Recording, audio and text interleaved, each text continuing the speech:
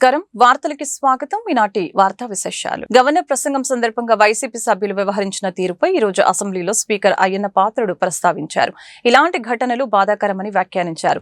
సభ చూసేందుకు వచ్చిన పిల్లలు ఇక్కడి వ్యవహారాలు చూస్తే ఏమనుకుంటారో ఆలోచించాలని వెల్లడించారు. ఏపీ అసెంబ్లీ సమావేశాలు కొనసాగుతూ ఉన్నాయి. ఈ రోజు గురువారం ఉదయం శాసనసభ మొదలైన వెంటనే స్పీకర్ అయ్యన్న పాత్రుడు ప్రశ్నోత్తరాలు చేపట్టారు. పలు నియోజకవర్గాల్లో సమస్యలపై సభ్యులు అడిగిన ప్రశ్నలకు మంత్రులు సమాధానాలు ఇచ్చారు.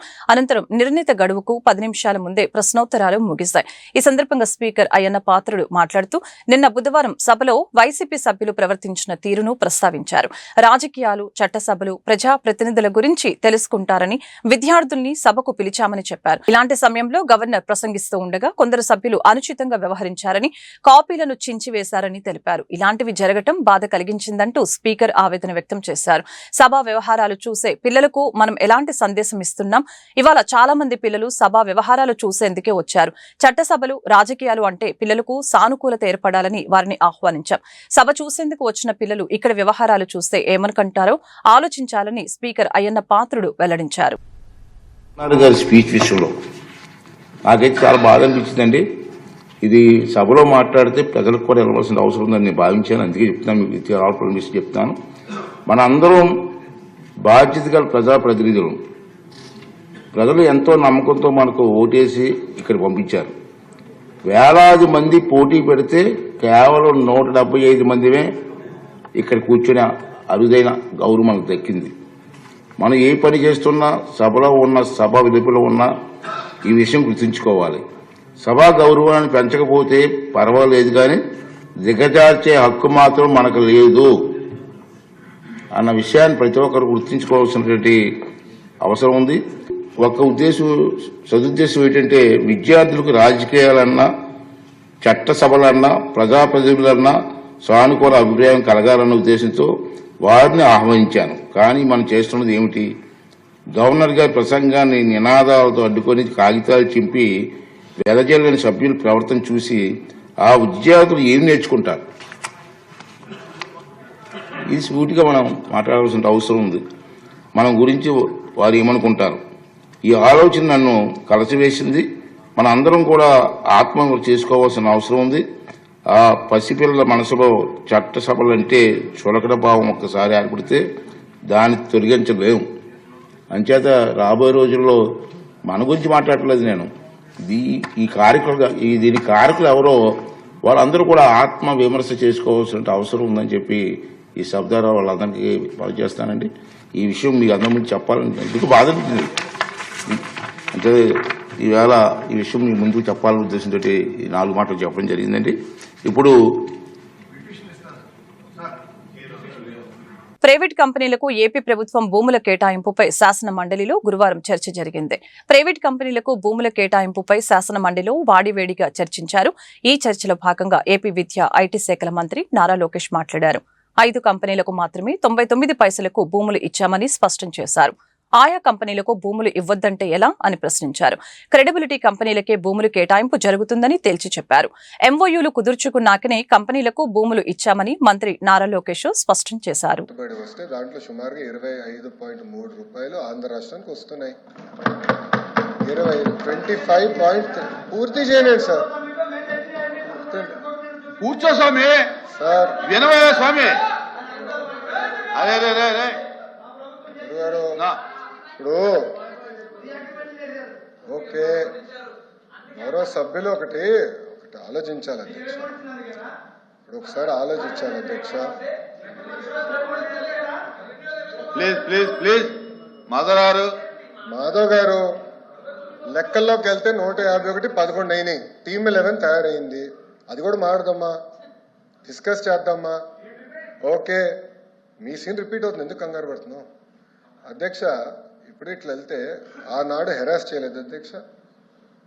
2019 నుంచి 24 వరకు మోహన్ దాస్ పై గారు ఏమన్నారు? There is economic terrorism in Andhra Pradesh అన్నారు. మీరు ఇట్లనే అమర్ రాజా బ్యాటరీని హెరాస్ చేస్తే వాళ్ళు వెళ్ళి ఎక్కడ పెట్టుబడులు పెట్టారు? తెలంగాణ రాష్ట్రంలో పెట్టుబడి పెట్టారు. వెళ్ళలేదు. ఎక్కడికి వెళ్ళింది ఆక్సిజన్ మెత్తలు? ఎందుకు ఎక్కడికి వెళ్ళింది?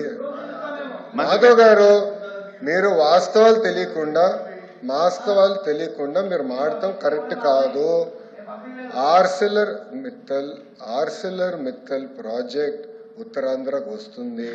మేము భూములు కేటాయించాం, ఎన్వైరన్మెంటల్ క్లియరెన్స్ చేయించాం. పక్క రాష్ట్రాలు 10 సంవత్సరాల ప్రాజెక్ట్ ముందరికి వెళ్ళకపోతే ఇక్కడ ఉన్న మా మంత్రి టీజీ భరత్ గారి నాయకత్వంలో 16-17 నెలల్లో వాళ్ళని తీసుకొచ్చాం. That is going to be India's largest steel plant. ఒక విశాఖపట్నంలో 2వ స్టీల్ సిటీ మేము కట్టబోతున్నాం. ఎందుకు కంగారు పడుతున్నారు? ఎందుకు అధ్యక్ష అన్ని ప్రశ్నలు సమాధానం చెప్తున్నా. మాధవ్ గారికి కొంచెం బీపీ ఎక్కువైంది, బీపీ బిల్ ఇవ్వండి, కొంచెం కామ్గా ఉంటారు. ఇప్పుడు ఆయన గూగుల్ గురించి ఒక ప్రశ్న అడిగారు అధ్యక్ష. న్యూస్లో వచ్చింది, గూగుల్ ఎక్స్పాన్షన్ ఒక రాష్ట్రంలో చేస్తున్నారు. అక్కడ ఏం రాశారు? చాలా స్పష్టంగా ఆఫీసు అద్దెకి తీసుకుంటున్నారు అని వాళ్ళు చెప్పారు. ఇప్పుడు నేనేమంటున్నానంటే అధ్యక్ష,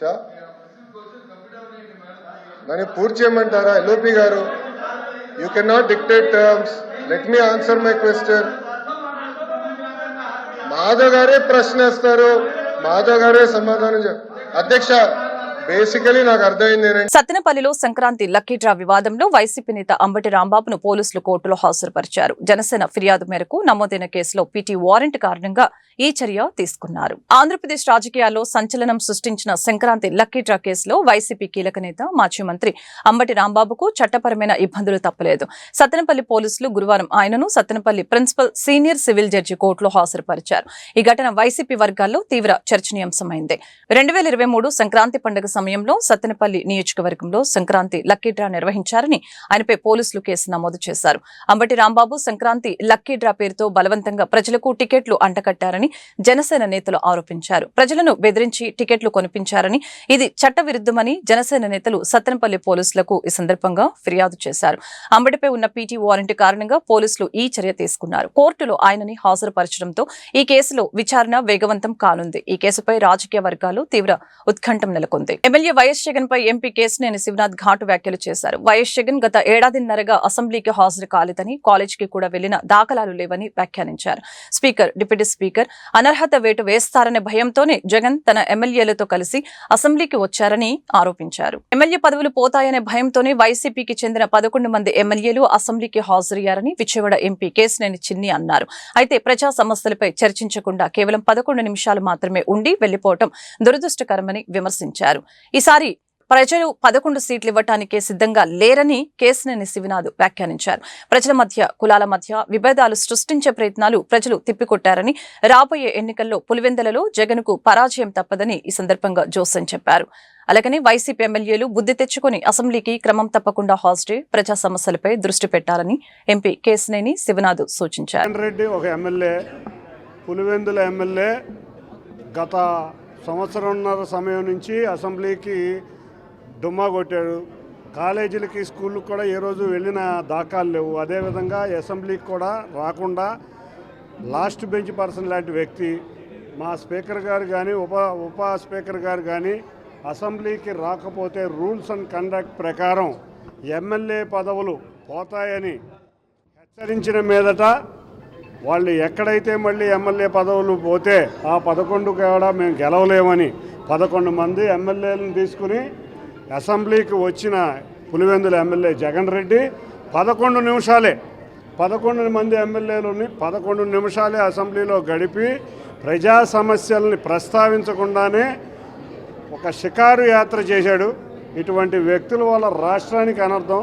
కాబట్టే ఇవాళ రాష్ట్ర ప్రజలు తగిన బుద్ధి చెప్పి 11 సీట్లు ఇచ్చారు. ఈ వేషాలు చూస్తే ఆ 11 సీట్లు కూడా ఇవ్వమని రాష్ట్ర ప్రజలు చాలా ఘంటాప్రదంగా అనుకుంటున్నారు. చక్కటి ప్రభుత్వం, మంచి ప్రభుత్వం అధికారంలోకి వచ్చింది. గౌరవ ముఖ్యమంత్రి నారా చంద్రబాబు నాయుడు గారి ఆధ్వర్యంలో ప్రజలందరూ పండగ వాతావరణం చేసుకుంటున్నారు. ఈ పండగ ప్రతిరోజు ఉండాలని కోరుకుంటున్నారు. కాబట్టే సైకో జగన్ రెడ్డి ప్రజలు ఆనందంగా ఉండటం ఇష్టం లేక రకరకాల విన్యాసాలు చేస్తా, అసభ్యకరమైన భాషలు వాడుతా, ప్రజలని రెచ్చగొడతా, ప్రజల మధ్య, కులాల మధ్య చిచ్చు పెట్టాలని చూసినా కూడా అందరూ కూడా కలిసికట్టుగా ఉంటూ ప్రజాప్రభుత్వం ముందుకు సాగుతుంది.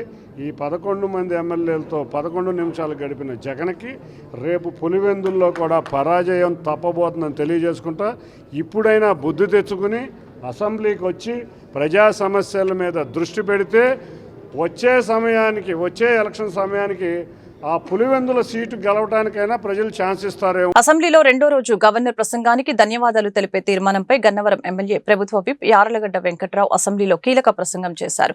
గవర్నర్ ప్రసంగం కేవలం ఒక ప్రకటన కాదని అది విజన్ 2047 దిశగా రాష్ట్రం సాగాల్సిన స్పష్టమైన మార్గదర్శకమని ఆయన పేర్కొన్నారు. గత ప్రభుత్వ పాలనలో నెలకొన్న అంధకారం నుంచి రాష్ట్రాన్ని గట్టెక్కిస్తూ కేవలం 20 నెలల్లోనే 4,498 కోట్ల విద్యుత్ బకాయిలను చెల్లించడంతో పాటు విద్యుత్ ఛార్జీలను తగ్గించిన ఘనత తమ ప్రభుత్వానిదేనని ఆయన స్పష్టం చేశారు.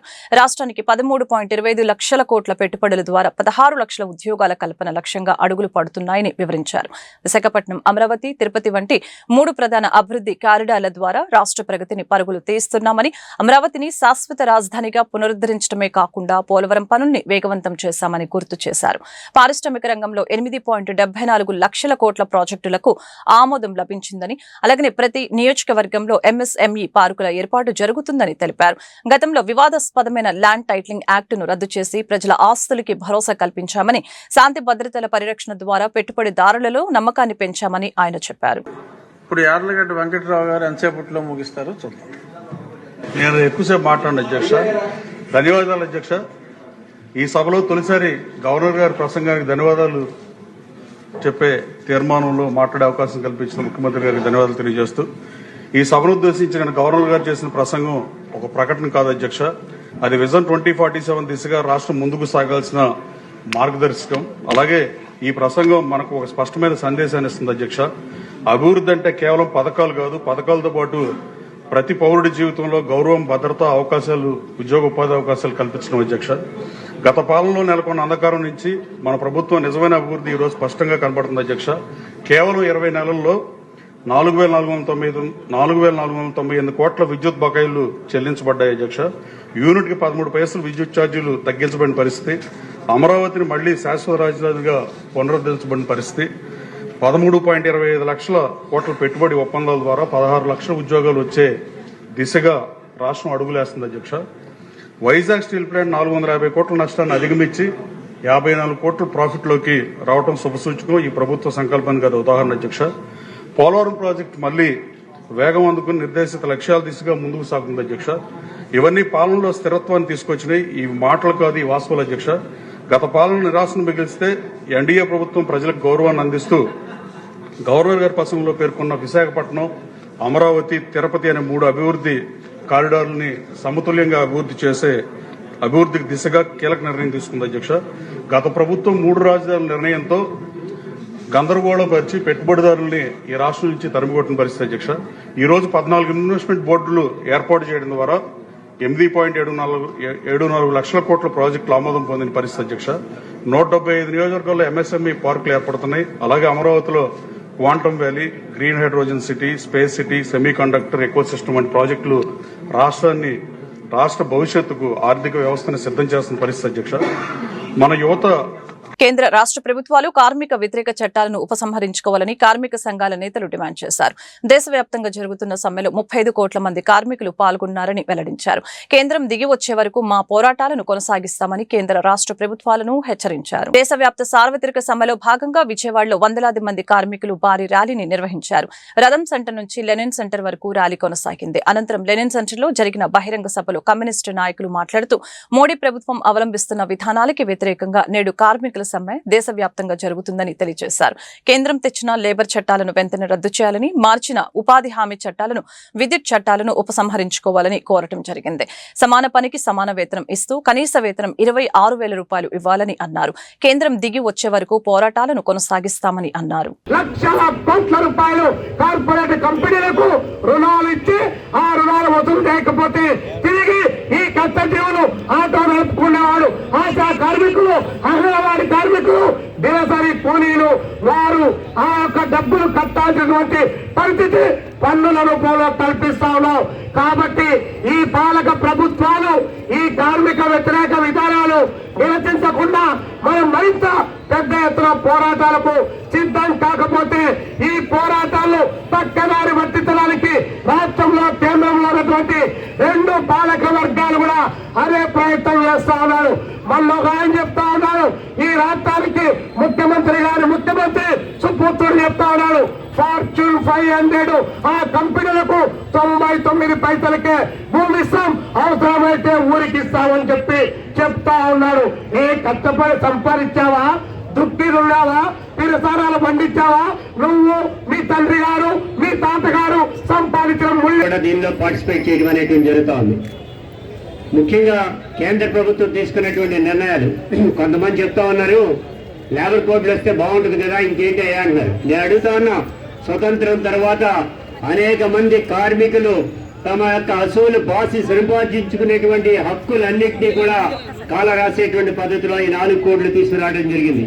ముఖ్యంగా వేతనానికి సంబంధించి కానీ, వేజ్ బోర్డులు కానీ, ఆ 1000 బోర్డులు కానీ ఏదైతే కమిటీలు ఉంటాయో ఆ కమిటీల్లో కూడా గతంలో ఉండేటువంటి పద్ధతిలో ఉంటే వాటికి కార్మిక సోదరులు దాంట్లో కమిటీ మెంబర్లుగా వేశారు.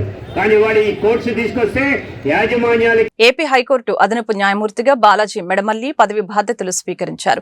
అదనపు న్యాయమూర్తిగా బాలాజీ మెడమల్లి చేత హైకోర్టు ప్రధాన న్యాయమూర్తి జస్టిస్ ధీరజ్ సింగ్ ఠాకూర్ ప్రమాణ స్వీకారం చేయించారు. ఆంధ్రప్రదేశ్ ఉన్నత న్యాయస్థానం అదనపు న్యాయమూర్తిగా బాలాజీ మెడమల్లి గురువారం బాధ్యతలు స్వీకరించారు. హైకోర్టు మొదటి కోర్టు హాల్లో గురువారం ఉదయం జరిగిన కార్యక్రమంలో అదనపు న్యాయమూర్తిగా బాలాజీ మెడమల్లి చేత హైకోర్టు ప్రధాన న్యాయమూర్తి జస్టిస్ ధీరజ్ సింగ్ ఠాకూర్ ప్రమాణ స్వీకారం చేయించారు. అదనపు న్యాయమూర్తి బాలాజీ మెడమల్లి వైఎస్సార్ కాంగ్రెస్ జిల్లా రాజంపేటలో జన్మించారు. హైదరాబాద్ లో న్యాయశాస్త్ర విద్యను పూర్తి చేసుకున్న ఆయన న్యాయవాది గూడపాటి వెంకటేశ్వరరావు వద్ద జూనియర్ గా ప్రాక్టీస్ ప్రారంభించారు. 2004 నుంచి 2006 వరకు ఏజీపీగా పనిచేశారు. 2018లో Vijayawada municipal corporation standing counsel గా సేవలందించారు. ఈ కార్యక్రమంలో పలువురు న్యాయమూర్తులు, అదనపు solicitor general Challa Dhanunjaya, advocate general D Srinivas, bar council అధ్యక్షులు Dwarakanath Reddy, high court registrar general, పలువురు రిజిస్ట్రార్లు, బార్ అసోసియేషన్ బార్ కౌన్సిల్ సభ్యులు తదితరులు పాల్గొన్నారు. I read out the warrant of appointment issued by Her Excellency the President of India appointing Sri Balaji Medamalli alias M. Balaji to be an additional judge of the High Court of Andhra Pradesh. High Court. By virtue of the power vested in me by Clause 1 of Article 224 of the Constitution of India, I, Draupadi Murmu, President of India, do hereby appoint Sri Balaji Medamalli alias M. Balaji to be an additional judge of the Andhra Pradesh High Court for a period of 2 years with effect from the date he assumes charge of his office. Given at Rashtrapati Bhavan, New Delhi, this 10th day of February in the year 2026, 21st Magha 1947 Seka, in the 77th year of the Republic of India, signature President of India, I unquote. Now I request my Lord the Honorable Chief Justice to administer the oath.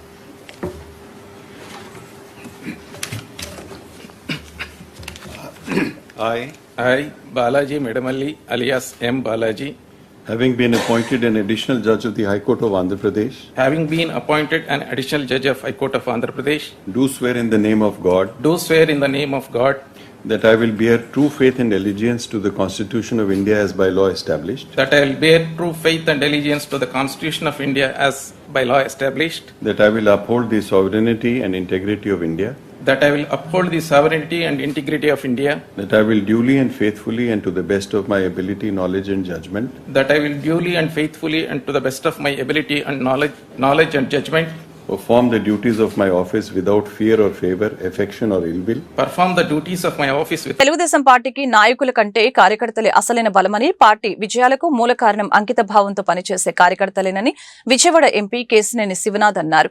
ఎన్నో కష్టాలు ఎదుర్కొన్నప్పటికీ కార్యకర్తల భుజస్కంధాలపై పార్టీని నడిపించారని, చంద్రబాబు నాయుడిని ముఖ్యమంత్రిగా చేయడానికి ప్రాణాలను పణంగా పెట్టి పనిచేస్తారని ప్రశంసించారు.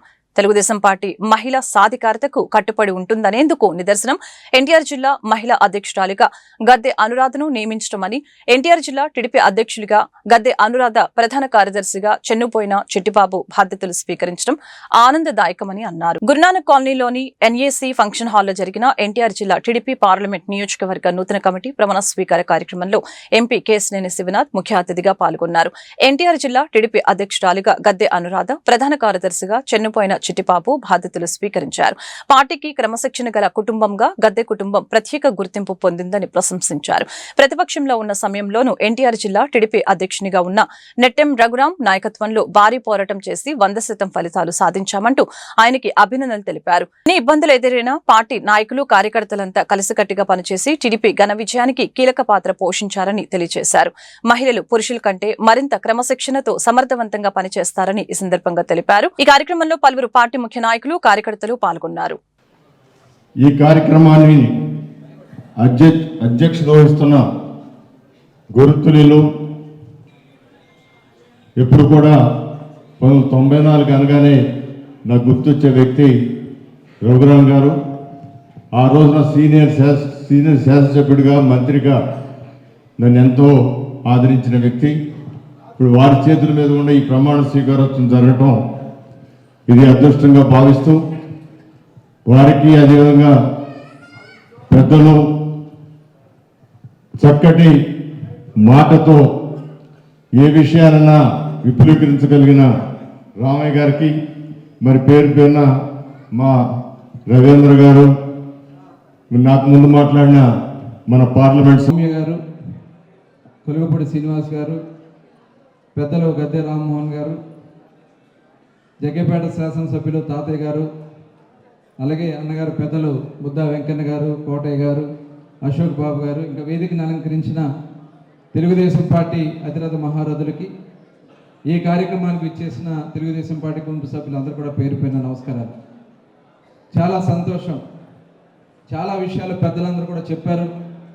ఇవాళ తెలుగుదేశం పార్టీ అంటే మరి ఆనాడు 44 సంవత్సరాలుగా అన్న నందమూరి తారక రామారావు గారు ఏ ఆశయాలతో పెట్టారో ఈ రోజు కూడా అధికారం ఉన్నా లేకపోయినా ప్రజల కోసం పనిచేస్తున్నటువంటి ఏకైక పార్టీ భారతదేశంలో ఏదైనా ఉందంటే అది ఒక తెలుగుదేశం పార్టీ అనే సందర్భంగా తెలియజేస్తా ఉన్నాం. అటువంటి పార్టీలో పనిచేయడం మన అదృష్టం. ఇవాళ మనం ఒకసారి చూసుకుంటే ఇవాళ అనేక రాజకీయ పార్టీలో అనేక మంది ఉన్నారు. చాలామంది పెద్దలు మాజీ మంత్రివర్యులు నెట్టెం రఘురాం గారికి, పెద్దలు మీ అందరి పేరు మా పార్లమెంట్ సభ్యులు చిన్ని గారికి, సీనియర్ నాయకులు, జిల్లా అంతా అభిమానించే వ్యక్తి ప్రేమపాత్రులు గద్దె రామ్మోహన్ గారికి, వేదిక మీద చాలామంది ఉన్నారు.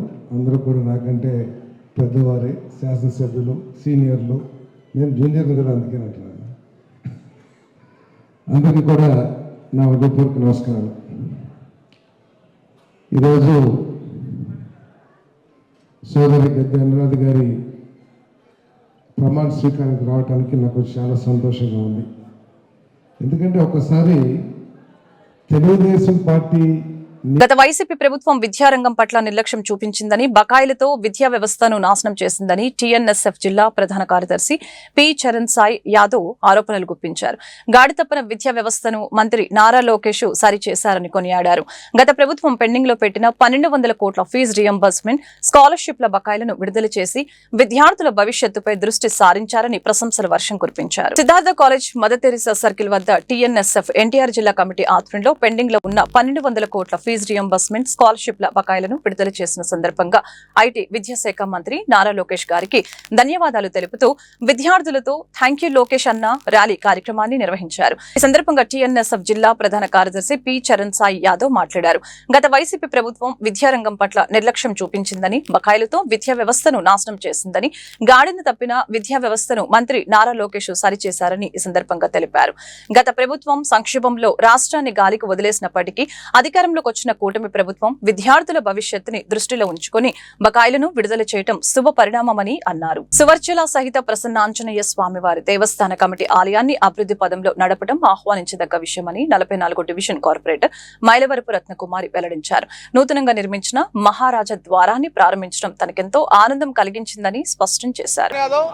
ఎన్టీఆర్ జిల్లా టీఎన్ఎస్ఎఫ్ ప్రధాన కార్యదర్శి ఈరోజు రాష్ట్రంలో విద్యా వ్యవస్థ అల్లకోలంలో ఉన్న పరిస్థితిలో దాన్ని సరిచేస్తా అని చెప్పి నాడు నారా లోకేష్ గారు విద్యాశాఖ మంత్రి అయినప్పటి నుంచి ఇప్పటిదాకా కూడా దాదాపు ఆ ప్రభుత్వంలో 1200 నుంచి 1500 కోట్లు అప్పులు చేసి వెళ్ళిపోతే ఆ అప్పులన్నిటికీ కూడా ఈరోజు నారా లోకేష్ గారు 1200 కోట్ల రూపాయలు రాష్ట్ర విద్యాశాఖ చరిత్రలో ఎన్నడూ లేని విధంగా ఈరోజు విద్యార్థి నాయకులు కానీ రాజకీయ నాయకులు కానీ అందరూ అనుకున్నారు ఏదో ఒక 500 కోట్లు 600 కోట్లు రిలీజ్ చేస్తారని చెప్పి. వాళ్ళ ఆలోచనలకు కూడా దావివ్వకుండా దాదాపు విద్యార్థుల భవిష్యత్తే నాకు ముఖ్యమని చెప్పి 1200 కోట్ల రూపాయలు రిలీజ్ చేసి విద్యార్థులకు ఎటువంటి ఇబ్బందులు లేకుండా విద్యా వ్యవస్థ బాగుండాలి, నేటి యువత రేపొద్దున ఆంధ్ర రాష్ట్ర భవిష్యత్తును మార్చుతారని చెప్పి నమ్మిన మా నాయకుడు నారా లోకేష్ గారు విద్యా వ్యవస్థ కోసం 1200 కోట్ల రూపాయలు రిలీజ్ చేసిన దాని సందర్భంగా ఈరోజు టీఎన్ఎస్ఎఫ్ ఆధ్వర్యంలో కృతజ్ఞత ర్యాలీ మేము చేయడం జరిగింది. ఈరోజు నాడు జగన్మోహన్ రెడ్డి విద్యార్థులన్నిటికి కూడా ప్రతి చోట కార్డులు వేసి వెళ్తే ఆ కార్డులన్నిటికి కూడా ఆయింట్మెంట్ రాసి విద్యా వ్యవస్థని దారిలో పెట్టడానికి నారా లోకేష్ గారు చేస్తున్న కృషికి విద్యార్థి వట్లమూడి వంశీ ఇవాళ నారా లోకేష్ గారికి చాలా కృతజ్ఞతలండి. లాస్ట్ గవర్నమెంట్ విద్యార్థులందరికీ ఎవరికి ఫీజులు పే చేయకుండా చాలా ఇబ్బంది పెట్టింది. నారా లోకేష్ గారు ఇవాళ విద్యాశాఖ మంత్రి వారి బాధ్యత సేకరించి నుంచి 1200 కోట్లు విద్యాశాఖ ఫీజులకు బకాయిలు చెల్లించడం వల్ల ఆయన చాలా కృతజ్ఞతలు. Thank you. మహాశివరాత్రిని పురస్కరించుకుని 1 టౌన్ పాత శివాలయం నందు మహాశివరాత్రి ఉత్సవాలు నిర్వహించేందుకు అన్ని ఏర్పాట్లు పూర్తి చేసినట్లు 1 టౌన్ పాత శివాలయం ఈవో నటరాజన్ షణ్ముగం వెల్లడించారు. నేటి నుంచి 20వ తేదీ వరకు ఉత్సవాలు జరుగుతాయని చెప్పారు. ఉత్సవాలలో స్వామివారిని దర్శించుకునేందుకు పెద్ద సంఖ్యలో భక్తులు వస్తారని స్పష్టం చేశారు. మహాశివరాత్రి ఉత్సవాలను పురస్కరించుకుని 1 టౌన్ పాత శివాలయంలో మీడియా సమావేశం నిర్వహించడం జరిగింది. ఈ సమావేశంలో ఆలయ ఈవో నటరాజ్ షణ్ముగం, ఆలయ ప్రధాన అర్చకులు రాచకొండ నాగరాజు శర్మ తదితరులు పాల్గొని మాట్లాడారు. శివరాత్రి రోజున మహాలింగోద్భావ కాలంలో మహాన్యాసపూర్వక మహారుద్రాభిషేకం జరుగుతుందని తెలిపారు. అదే రోజు గంగా భ్రమరాంబ సమేత మల్లికార్జున స్వామి వారికి, భద్రకాళి సమేత వీరభద్ర స్వామి వార్లకు కళ్యాణం జరుగుతుందని అన్నారు. వచ్చే భక్తులను దృష్టిలో పెట్టుకుని అన్ని ఏర్పాట్లు చేసినట్లు తెలిపారు. 16న రథోత్సవం కన్నుల పండుగ నిర్వహించేందుకు అన్ని ఏర్పాట్లు చేశామని అన్నారు. ట్రాఫిక్ పోలీసు వాళ్ళు, రెవెన్యూ వాళ్ళు, ఎలక్ట్రానిక్ మీడియా, ప్రింట్ మీడియా వారి సహకారంతో అత్యంత వైభవంగా ఈ కార్యక్రమం జరుగుతుంది. కావున భక్తులందరూ ఈ కార్యక్రమంలో పాల్గొని స్వామివారి అమ్మవారిని ప్రభుకు పాత్రగా కోరుకుంటున్నాను. అలాగే కళ్యాణ మహోత్సవంలో తప్పకుండా రండి, వచ్చి స్వామివారిని అమ్మవారిని దర్శించుకోండి. అలాగే రథోత్సవంలో కూడా వచ్చి పాల్గొనండి. మీకు ఎటువంటి అసౌకర్యం కలగకుండా మా డిపార్ట్మెంట్ వాళ్ళు అన్ని ఏర్పాట్లు మీకు చేస్తున్నాం. అలాగే చిన్నపిల్లలకి క్యూ లైన్లో ఉన్న చిన్నపిల్లలకి బిస్కెట్లు కానివ్వండి, అలాగే పాలు కానివ్వండి, తర్వాత నడకదారి క్యూ లైన్లు కూడా కింద కూడా ఈసారి మ్యాట్ వేస్తున్నాం. షామ్యాలు ఏర్పాటు చేస్తున్నాం, తాగునీరు ఏర్పాటు చేస్తున్నాం. ముఖ్యంగా శానిటైజేషన్లో అతి జాగ్రత్తలు తీసుకోవడం జరుగుతుంది. పైగా ఇటు ఎదురుకుండా గుమ్మం నుంచి రాకుండా పోలీసు వారిని కూడా రిక్రూట్ చేసాం. అలాగే మేము సెక్యూరిటీ వారిని కూడా అరేంజ్ చేసాం. తర్వాత పోలీస్ డిపార్ట్మెంట్ వాళ్ళ సహకారంతో ఎక్కువ మంది పోలీస్ సిబ్బందిని కూడా ఇక్కడ డెప్యూట్ చేయ విధంగా వారిని కోరి ఉన్నాం. అలాగే ఇప్పుడు 11:30కి మనం బెస్ట్ ఎంఆర్ఓ గారు వివిధ డిపార్ట్మెంట్ పోలీస్ వాళ్ళతో, మెడికల్ వాళ్ళతో, ఫైర్ వాళ్ళతో, మున్సిపల్ వాళ్ళతో, తర్వాత పంచాయతీ వాళ్ళతో ఎవరైతే ఏ డిపార్ట్మెంట్ వాళ్ళు అయితే ఈ శివరాత్రి మహోత్సవం. ఓం శ్రీమాత్రే నమః. శ్రీ గంగా భ్రమరాంబ సమేత మల్లేశ్వర స్వామివారి దేవస్థానం పాత శివాలయం విజయవాడ. ఈ యొక్క మాఘమాసంలో మహాశివరాత్రి పర్వదిన మహోత్సవ సందర్భంగా స్వామివారి యొక్క కళ్యాణోత్సవాలు 12/2/2026 నుంచి 20/2/2026 శుక్రవారం వరకు కూడా మహాశివరాత్రి బ్రహ్మోత్సవ కార్యక్రమాలు అత్యంత వైభవోపేతంగా నిర్వహించడానికి ఏర్పాట్లు చేయడం జరుగుతున్నది. అట్లాగే మహాశివరాత్రి పర్వదినాన్ని పురస్కరించుకుని విజయవాడలోనే అత్యంత పురాతనమైనటువంటి పాండవ గురుదైన శ్రీ ధర్మరాజు వారితో ప్రతిష్ఠ కావించినటువంటి ఒక మల్లేశ్వర స్వామి వారికి లింగోద్భవ కాల సమయం నందు స్వామివారికి మహాన్యాసపూర్వక ఏకాదశి రుద్రాభిషేకము, అట్లాగే శ్రీ భద్రకాళి సమేత వీరభద్ర స్వామివారు మరియు శ్రీ గంగా భ్రమరాంబ సమేత మల్లేశ్వర స్వామివార్ల కళ్యాణ మహోత్సవం కూడా జరుగుతూ ఉంటుంది. అలాగే శివరాత్రి పర్వదినాన్ని పురస్కరించుకుని 14వ తారీఖు రాత్రి అనగా 15వ తారీఖు తెల్లవారుజామున 2:30 నుంచి స్వామివారికి అభిషేకాలు ప్రారంభమవుతాయి. అలాగే 16వ తారీఖు పూర్ణాహుతి, 16వ తారీఖు సాయంత్రం విజయవాడలో అత్యంత విశేషమైనటువంటి రథోత్సవ కార్యక్రమం. ఏకకాలంలో ఒకే రథంపై శ్రీ దుర్గా మల్లేశ్వర స్వామి వారు, అట్లాగే వసంత మల్లికార్జున స్వామి వారు, శ్రీ గంగా భ్రమరాంబ మల్లేశ్వర స్వామి వారి యొక్క రథోత్సవ కార్యక్రమం. ఫన్ టైమ్స్ క్లబ్ తాము మెంబర్షిప్ తీసుకుని సభ్యులుగా చేరతామని విజయవాడ ఎంపీ కేశినేని శివనాథ్ తూర్పు నియోజకవర్గ ఎమ్మెల్యే గద్దె రామ్మోహన్ తెలిపారు. ఫన్ టైమ్స్ క్లబ్ వారు ఎప్పటి నుంచో క్లబ్ ను నిర్వహిస్తూ మధ్యతరగతి వారు సంతోషంగా కుటుంబ సభ్యులతో కలిసి ఉండేందుకు వివిధ కార్యక్రమాలను నిర్వహిస్తున్నారని అన్నారు. నగరంలో కుటుంబ సభ్యులంతా కలిసి పండుగల సమయంలో సంతోషంగా కలిసి నిర్వహించుకునేందుకు ఫన్ టైమ్స్ క్లబ్ చాలా అనువుగా ఉంటుందని చెప్పారు. తూర్పు నియోజకవర్గ పరిధిలోని teachers colony fun times road లోని ఫన్ టైమ్స్ క్లబ్ ఆవరణలో నూతనంగా నిర్మించిన function hall, rest rooms, solar systems ప్రారంభోత్సవ కార్యక్రమం జరిగింది.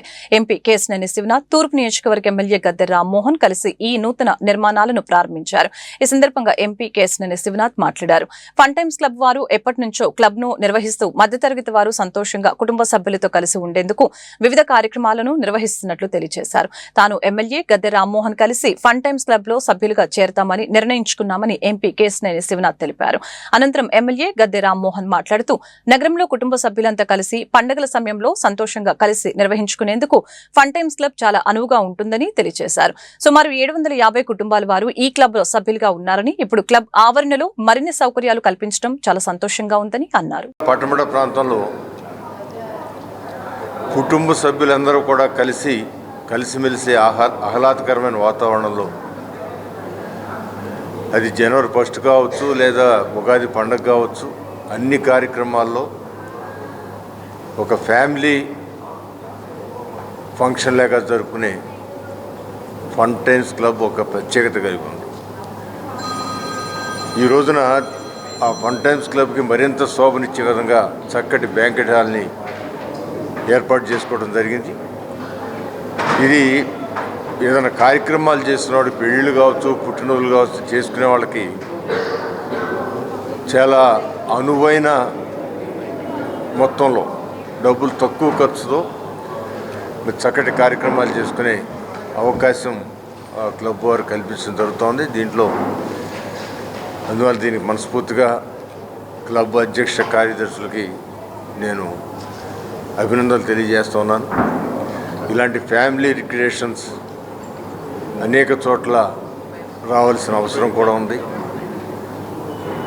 ఇవాళ ఫంక్షన్ హాల్స్ అంటే చాలా కాస్ట్తో కూడుకుంది కాబట్టి ఇవాళ ప్రతి చోట ఏ కాలనీ ఏర్పడినా ఆ కాలనీలోనే క్లబ్ హౌస్ అని చెప్పి ఇలాంటి రిక్రియేషన్ ఏర్పాటు చేసుకోవటం వల్ల వాళ్ళకి తక్కువ ఖర్చుతో కార్యక్రమాలు జరుగుతూ ఉన్నాయి. అందువల్ల ఫన్ టైమ్స్లో కూడా సుమారు 750 కుటుంబాలు సభ్యులుగా ఉన్న క్లబ్బు. మీరు ఎప్పుడు కూడా మంచి కార్యక్రమాలతో ముందుకు వెళ్తున్న క్లబ్బు.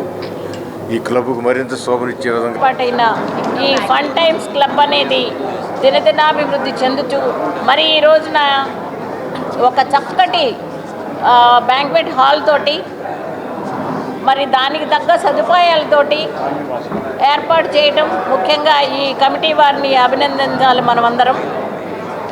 ముఖ్యంగా మధ్యతరగతి అధికంగా ఉండే ఈ ప్రాంతాల్లో మరి ఇలాంటి ఒక కుటుంబ సమేతంగా రాగలిగి ఇక్కడ ఆహ్లాదకరంగా అందరూ కూడా ఎంజాయ్ చేయగలిగినటువంటి ప్రదేశం ఏదైనా ఉందంటే విజయవాడ మొత్తం మీద కూడా చెప్పుకోదగ్గది ఒక ఫన్ టైమ్స్ క్లబ్ అనే మనం గర్వంగా చెప్పుకోవచ్చు. దీన్ని ఈ 32 సంవత్సరాల నుంచి కూడా చక్కగా మెయింటైన్ చేసుకొస్తున్న ఈ కమిటీ వారికి కానీ మరి దీనికి అందరూ తోడ్పడుతున్న ఈ కాలనీ చుట్టుపక్కల ఉన్న కాలనీ మెంబర్స్ అందరికీ కూడా. ఈ వార్తలు ఇంతటితో సమాప్తం. మరొక బులెటిన్ మళ్ళీ కలుద్దాం. నమస్కారం.